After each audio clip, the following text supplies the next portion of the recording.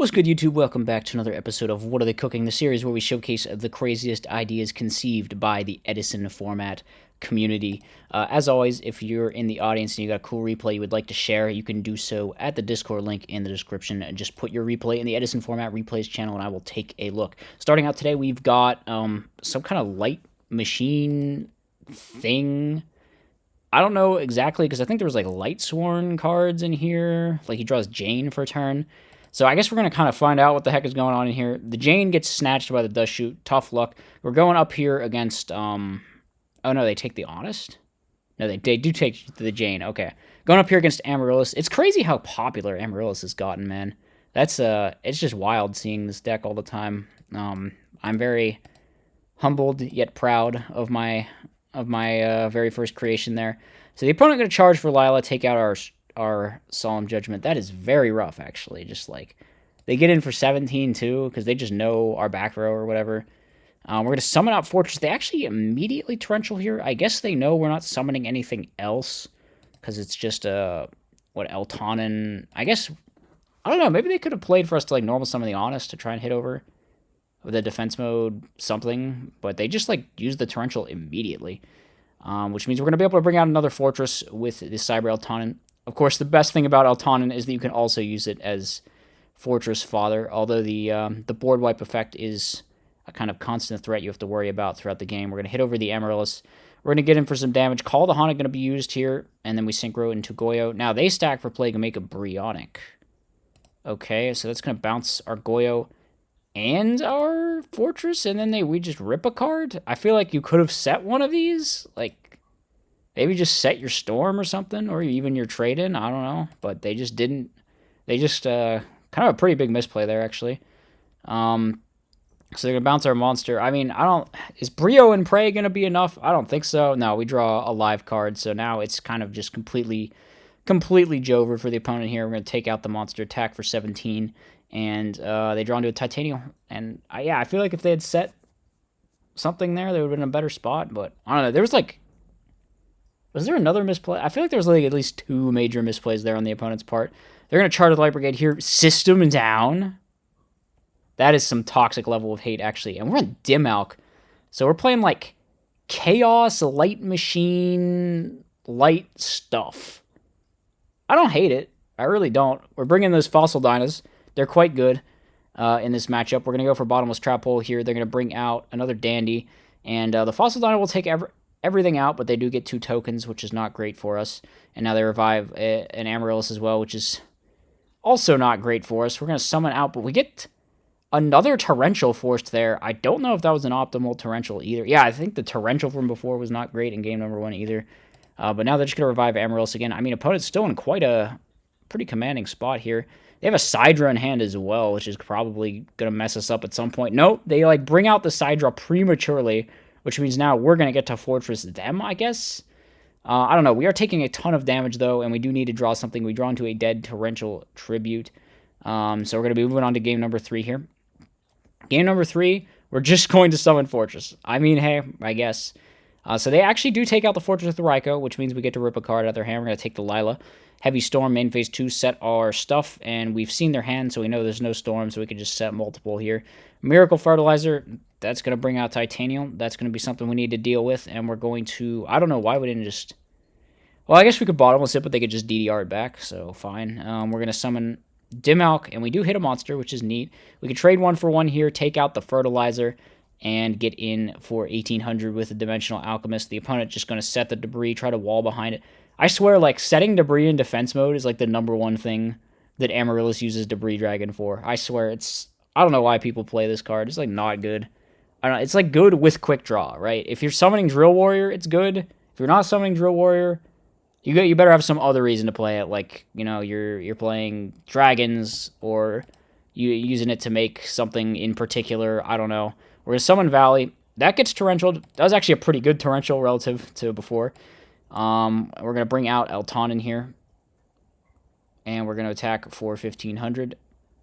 And we're going to keep swinging for 1500 because the opponent just doesn't have anything. They don't have a way to get the Emeralds to the graveyard either. And now we're flipping up Return for the Different Dimension. That can summon back a couple of guys. It's not enough to go for game, though. Okay, what exactly is our plan here once we figure out this life point nonsense? Okay, here we go. Summon a bunch of guys. Attack. So what does this do? 27? And then main phase 2, we're going to be drawing 2 cards. And then we're going to use Zwei's effect. We are not fortressing our own field. No way. We have Honest in our hand. Wouldn't we rather just leave the Altan in there? All right, we're fortressing our own field. Okay, and we're going to set bottomless, and the opponent just concedes because their hand actually does nothing. So a little bit of an anticlimactic finish there. But, yeah. Light Machine, Banish, Chaos, Light. I said light twice. I'm not really sure. It's like Light Warrior Machine. Hard to really categorize what's going on in here, but it's cool. That much is absolutely for sure. Oh, it's like Machina Light Machine stuff. Yeah, very neat. Next up we have Exodius Gemini. Now, I believe the Geminis should count as normal monsters in the graveyard for Exodius's 1,000-point stat gain. So I guess that could be part of what's going on here. Oh, maybe we summon Exodius and we like Needlebug Nest, mill a bunch of Geminis, and we just get like a 5k beater. I could see that. So the opponent is playing some kind of dragon variant on the whole like tri-horned Cosmo Queen thing that we've showed before on the channel. Very fun deck. I guess they're spicing it up a little bit here. So here comes the Exodius. Opponent reading the Exodius because they're cringe and they haven't read Exodius. Now here comes the Needlebug Nest. That gives us a 3,000 attack point Exodius. We're going to attack. It sends another one before or in the battle step, so then it goes up to 4,000 attack points. So the opponent's going to take even more damage here. And I think they took the right amount. But they dropped Trag. And Trag can actually steal the Exodius here by pitching the red med, and if the Trihorn is in the graveyard. The Trihorn is in the graveyard, so they get 1,000 points on this. They also could have used it to send a white stone and add a blue eyes, which they probably should have done. But I guess maybe they didn't read that part on the card yet. So now we're going to Birthright, bring back the Future Samurai, Gemini summon it, kill the Trag, hit over the other guy. Okay, here comes the white stone, bringing out the opponent also on Birthright because... Yeah, I think this card is just better than Soul Resurrection. Honestly, the regular version, you should probably just take out Soul Resurrection and play Birthright. That's what I did. I don't know why I was forgetting about the existence of Birthright, but yeah, card's pretty good. Unfortunately, we just die here to the red med play. I mean, okay, yeah, that's tough. That's tough. Oh, Future Fusion. That's another way to send some Geminis. What? We're playing the most random Gemini things in here. We've got Lucky Pied Piper. And we've got Gemini Lancer. Opponent drawing some cards. Here comes Super Rejuve. Get back the trade. Super Rejuve. Magical Stone, which I'm not even sure we should be playing in here because I'm actually quite sure that we're not playing Super Rejuve. Because there's just no way, right? There's no way we have room. On the other hand, I think we straight lose to this decree. I mean, we can activate stuff, and that's nice and all, but... Yeah, our deck relies a lot on trap cards, but they can bring out some guys.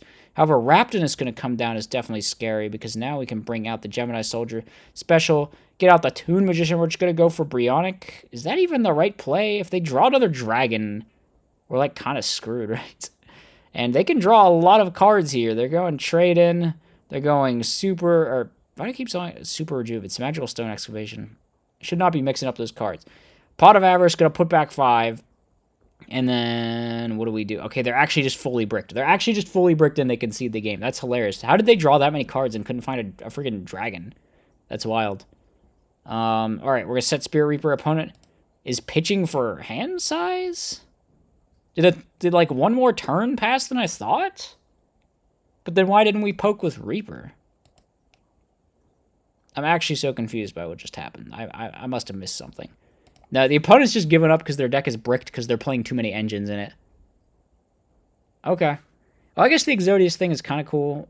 I don't know. There's probably, like, better normal monster Exodius deck. I actually, like, thought about this because it's, like... It lets you play a bunch of normal monsters in your deck, or at least monsters that count as normal monsters in the graveyard, but they're not technically normal monsters. That being said, like, you have to put back your whole graveyard first, so maybe you have to play, like, awkward mill cards, and it doesn't feel great. But, yeah, that's the Exodius Gemini thing. It's just like the Gemini deck with some Exodiuses splashed in, I guess. But it's an interesting thought. Next up, we have Ritual Fairy. I think we've actually, like, very rarely or almost never showed this, even though it's a pretty funny jank deck that exists out there. And, hey, I mean, you can, of all the things to pitch, why are we pitching Christia here, man? All right, I don't know.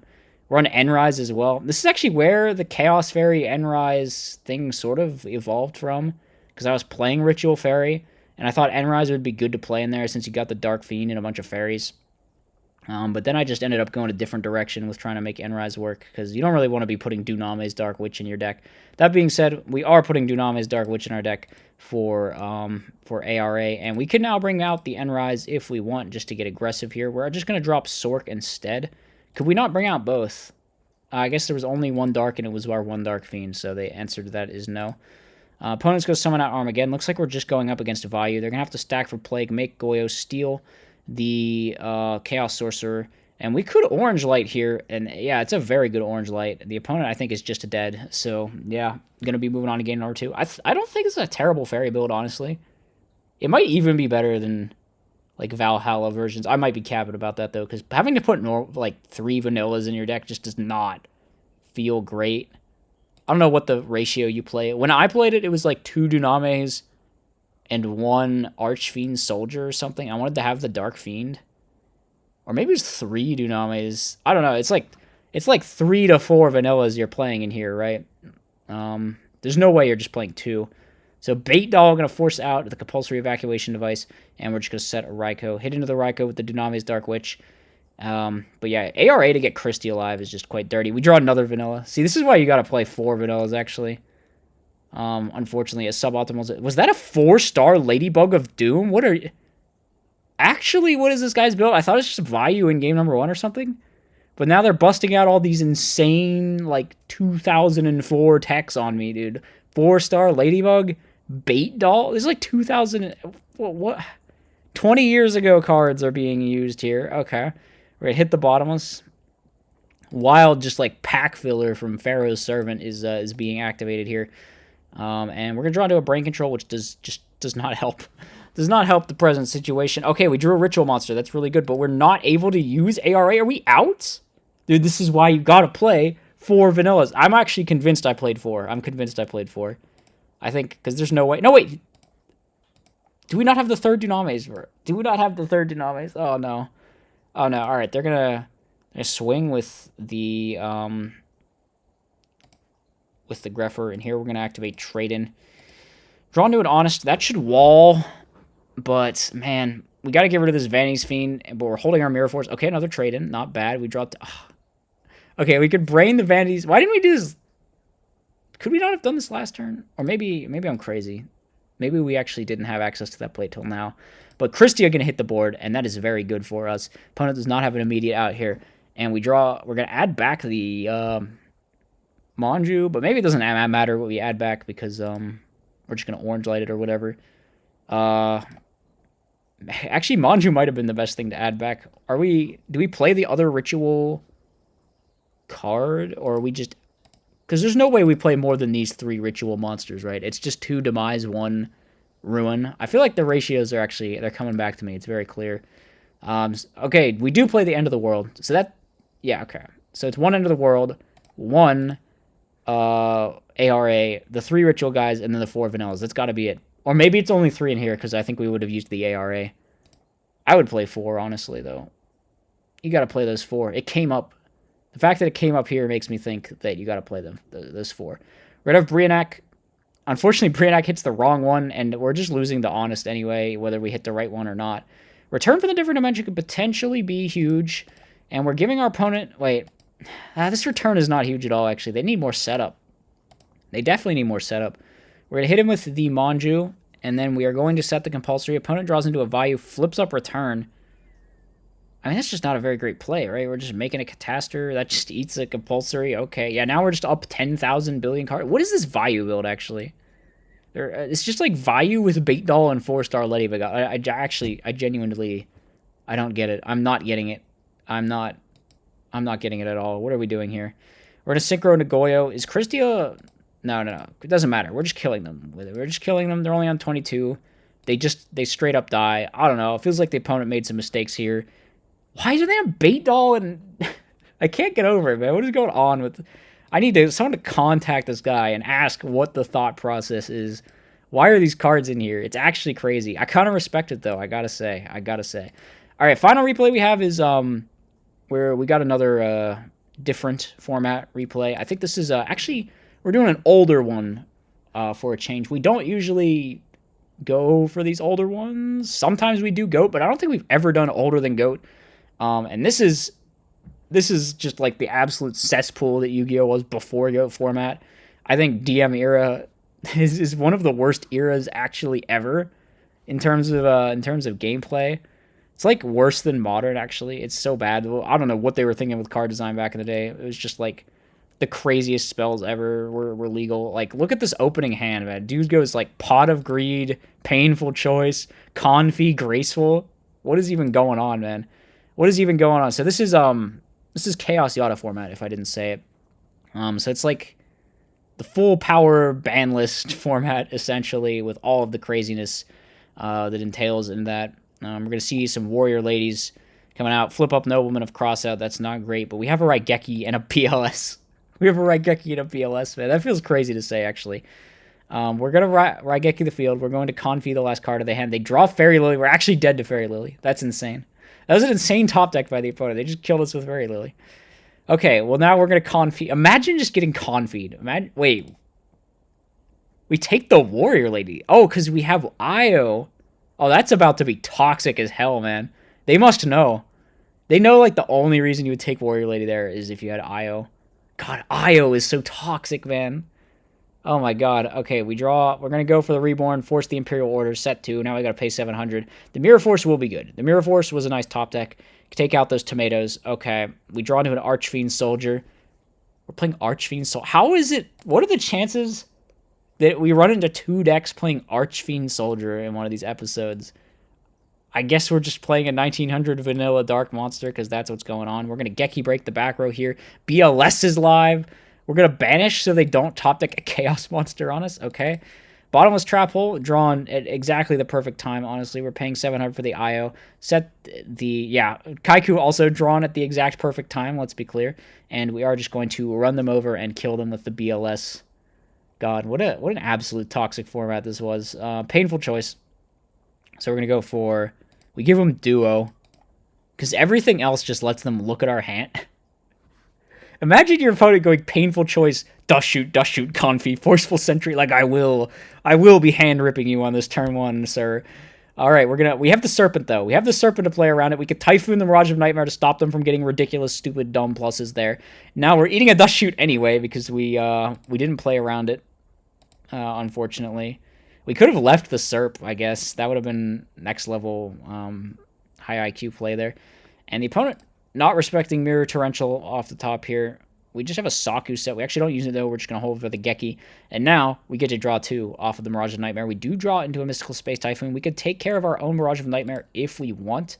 I don't know if we actually want to do that, though. Yeah, and we decide not to. We decide to just chill out because we can just wait here, get a bunch of draws, and then at this point, we can take out our own Mirage of Nightmare with the Mystical Space Typhoon and have 5 cards in hand, which is what we're going to do. Here comes the Chaos Emperor Dragon.